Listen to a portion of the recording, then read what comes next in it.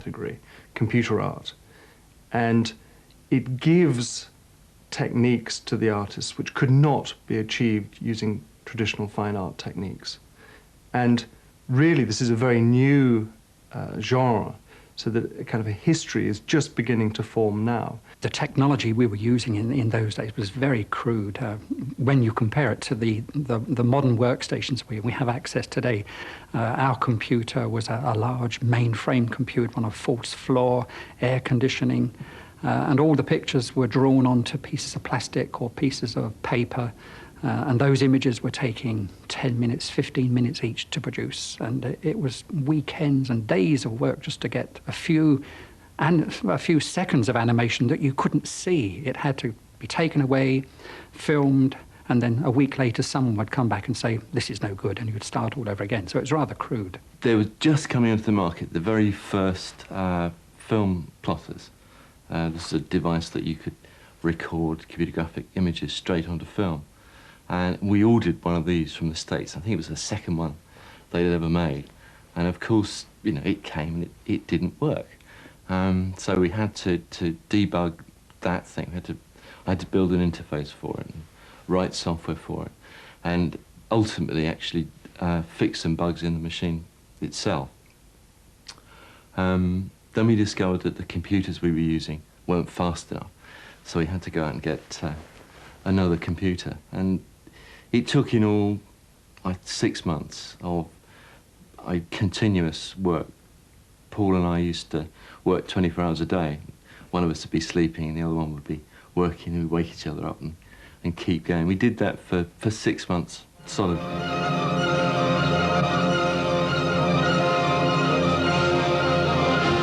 MX. A new tire from Michelin. MX for even better cornering, even better braking, and the long, long life you expect from Michelin. MX, an even better. We were quite innocent, you know, exhausted apart from anything else. Hadn't been out for 6 months, hadn't seen daylight. But and eventually, you know, people found out who we were, and we did some more things. But yeah, it was a classic. It was much too ambitious, really. The complexity of the image was limited. There was a limit to how many complicated objects you could keep running at any given time before the computer sort of rolled over on its back and started smoking. You know, that sort of thing. That's sort of on the machinery end. On the software end, there wasn't much software for generating or creating complex objects. By complex, I mean natural objects, that sort of thing. You know, trees, grass, water. In fact, a lot of it we had to write ourselves over the last 8 years because it really wasn't commercially available. That's sort of changing now. But physical phenomena that wasn't geometric tended to be, oh my God, I'm going to be up all night sort of thing. A lot of the images do seem rather simple and crude today, but in those days, to have a series of blocks, I mean, I was always very impressed with the Channel 4 logo. I mean, it was a landmark. When you see it in the context of what was possible in those days, to see blocks of colour with shadows drawn across them and highlights, it was a magnificent piece of animation. And we had to go through this phase of seeing logos. And both the Channel 4 and the commercial that we did were good influences on the development of computer graphics, because the only place that money was available to pursue this research, and it was research in those days, because you had to be prepared to write the programs and often build hardware to record the images. And the money was not available in the universities, and there was just generally no interest in it. And it wasn't until, you know, the advertising industry really woke up to the fact that, you know, here was a whole new way of producing synthetic images that had a quality and a charm, that the money became available to develop. The advertising people who had the budgets had the sort of daring to try out the new medium because it was new. They're always looking for new ways of promoting their products, I guess. How can and chocolate be pink and green and purple and yellow and red. Boop-bop makes the body. How many tubes does it take to go round the underground? Which came first? Chocolate of the colour. When is the hour? Too red. People hadn't done a complete commercial using 3D computer graphics in such a sort of designer way. There was about 10 scenes in it altogether, I believe, and each one took about a week to actually work through, set up all the choreography, colour and light it, get it all approved. People had seen computer graphics. People knew that there was a lot of graphics in television, in titles, in commercials, but I think that it really was the mid-80s before people became consciously aware of computer graphics as a medium.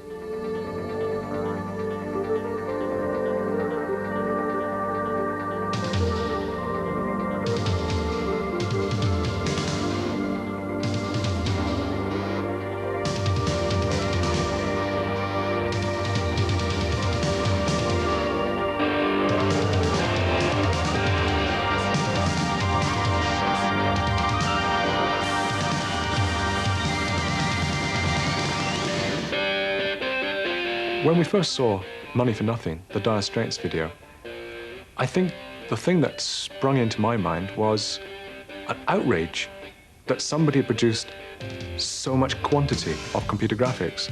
It wasn't the computer graphics itself that actually set me back on my heels. It was the sheer quantity of the stuff. I don't think the animation was particularly good. I mean, it was very good at the time. There wasn't a lot of character animation involved. But what was good about it was all the characters were very well designed. They were well designed to fit the medium. At that stage, computer graphics was very chunky and primary colors.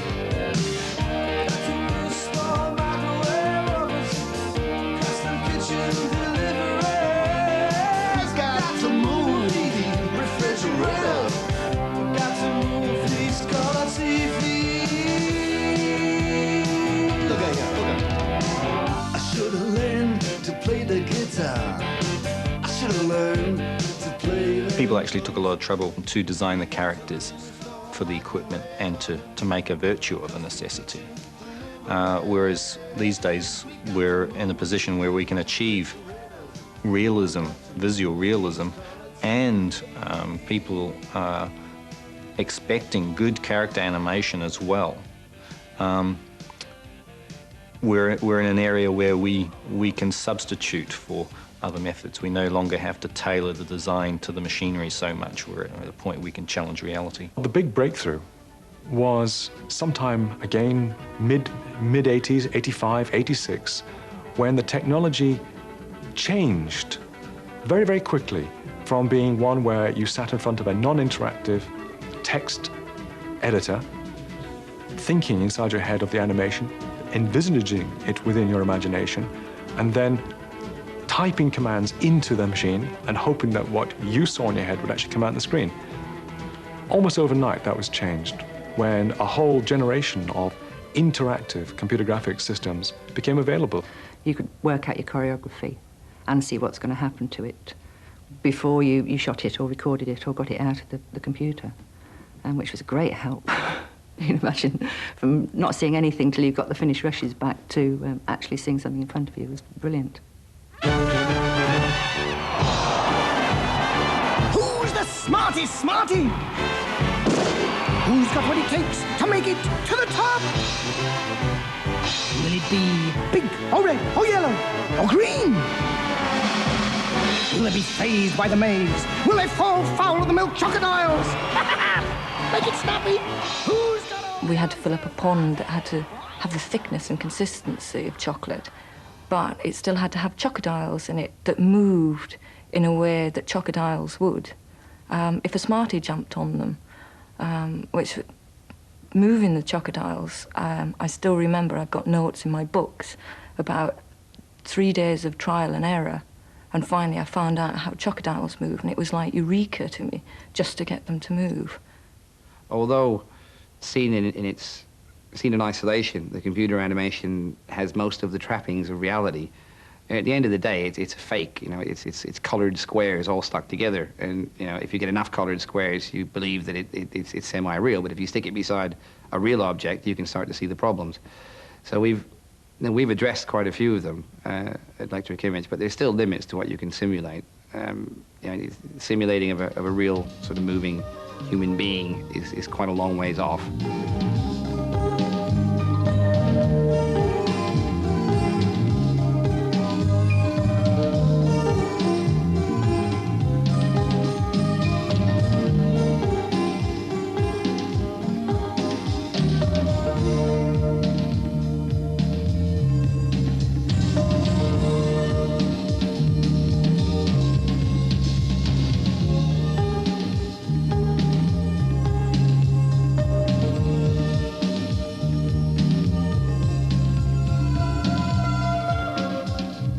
There is no reason why computer graphics should produce photorealistic images.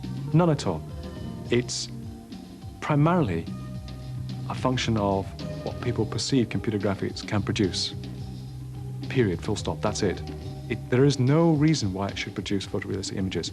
It's a useful goal for computer graphics, if for no other reason than it's fairly clear whether or not you're getting it right. I mean, we all know what the world looks like, and if we can make a picture that is indistinguishable from perhaps a photograph of a real object in the real world, then we can be fairly sure that the programs that we're writing to simulate reality. People want real, believable teapots, or believably looking teapots, but that have character as well. And that, in the past, they've had to make do with Claymore or traditional animation, and that all has its own look, and people will accept it for being a teapot. But if they see one on a table and it doesn't do anything, they'll know it's plasticine, or they'll know it's character. It's, you know, traditional animation. And the beauty with the computer-generated and animated teapot is you don't know until it starts to move. For those who like their tea to taste like tea, finding the word decaffeinated might be somewhat disconcerting. But when you gently decaffeinate your tea within hours of picking it, then getting a modern cup of tea to taste like a proper one... Ooh, look, silly. Lions. Well, it isn't hard to swallow at all. Lions decaffeinated tea. Keep the flavor, keep the taste. A lot of people didn't think you could get that realism into an object and at the same time have it animated on a computer. So it's sort of, and we also did it in a small, you know, department. It was a two-man department at the time. So we proved that you could get realistic animation and you could do it for a price. The cost of the stuff has come down to a level where you can actually use it for, you know, regular programming rather than just for expensive commercials or single title sequences. Julie? You bastard. What are you trying to do to me? Look, it's over. I'll finish with her. It's you I love, Julie. I love you.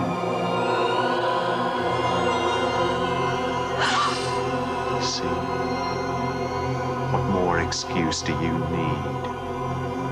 Stop playing with me.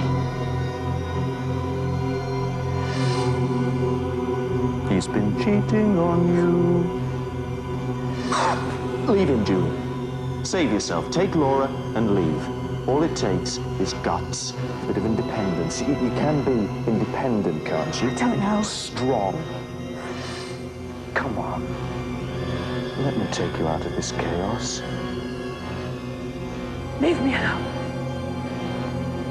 Don't be silly, Julie.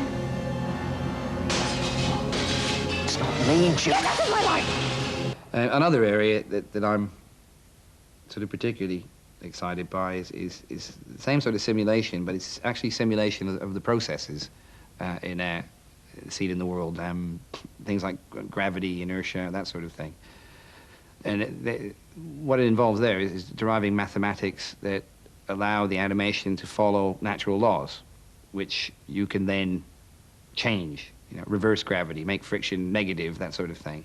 One slightly controversial aspect to the work is that when I set up the rules in my computer world. It's a little bit like playing at God. I can say, let there be light, let there be texture, let there be gravity, let things float in a certain way. I can apply whichever physical laws that I wish. And so really at that phase in my little computer world, it's a bit like being God, and I create an artistic world to match my aesthetic decisions. My eventual aim is to try and get objects which can move around in water. So like you can have a boat moving through water, or you can have, I don't know, or you could have, say, someone pouring stuff into a cup of water, and then that cup of water bursts out and does something completely manic.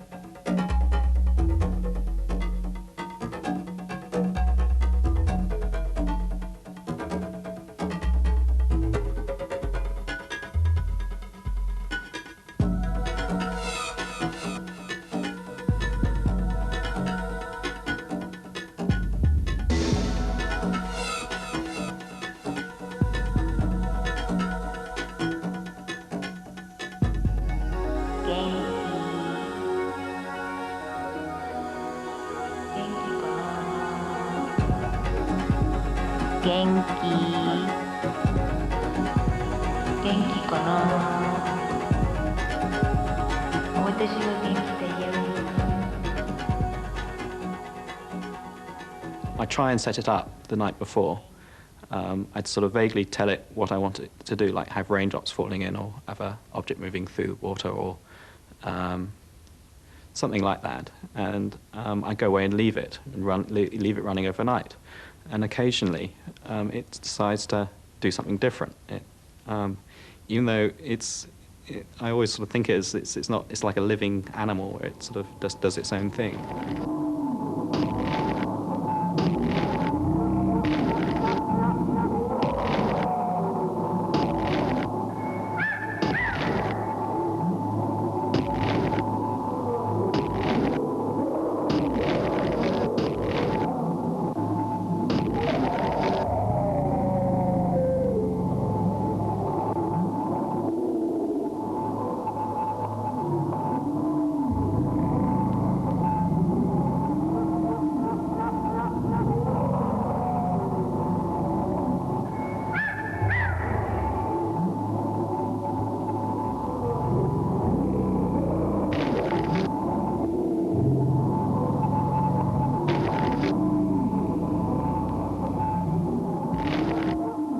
It has atmosphere.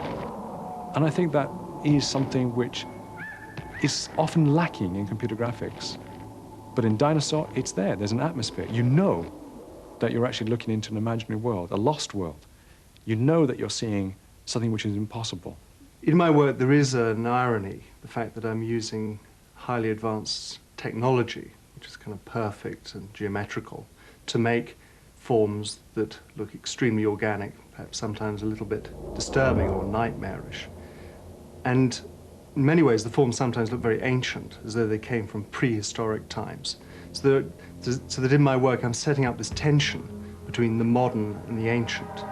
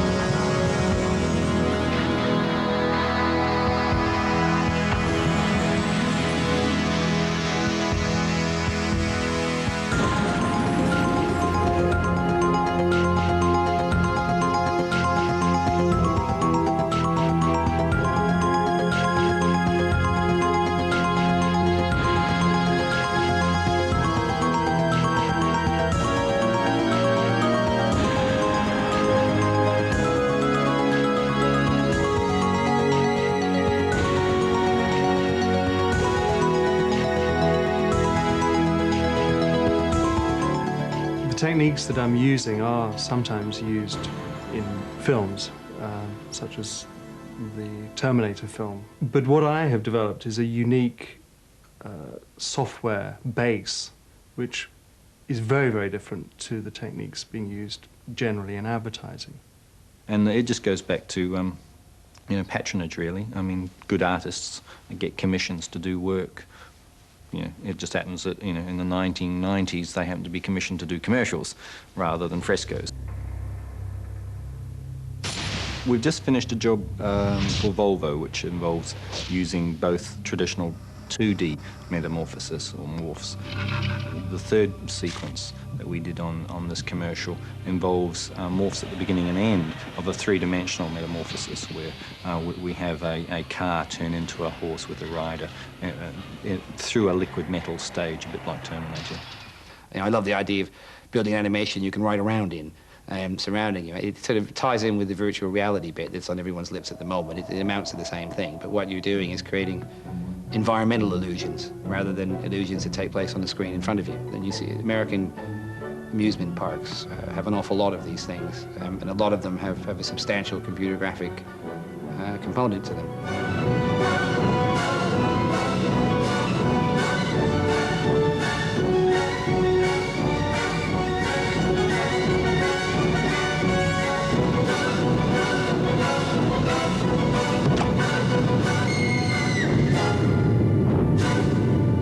Find the magic never ends. The idea of the Seven Wonders is a fun thing. I mean, everyone's interested in them. Everybody knows 6.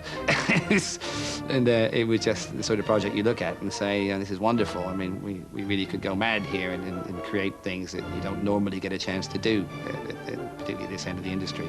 It's, you know, thereby build the image of the company that's paying for it, you know, to a level that, you know, the whole idea was just to make people go, gosh. The lighthouse at Alexandria is a good example of product development.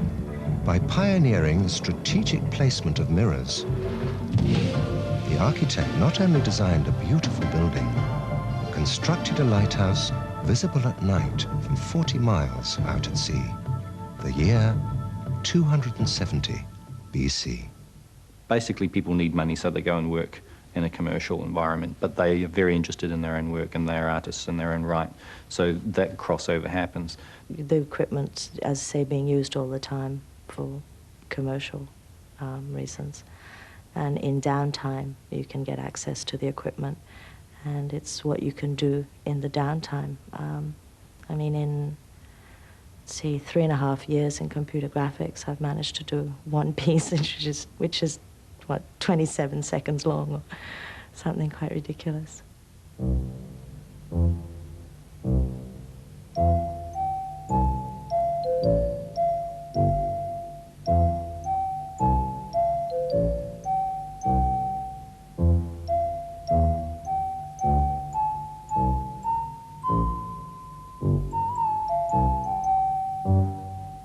Many people use computer graphics not because they want to animate, but because they see through that screen a world, their own world.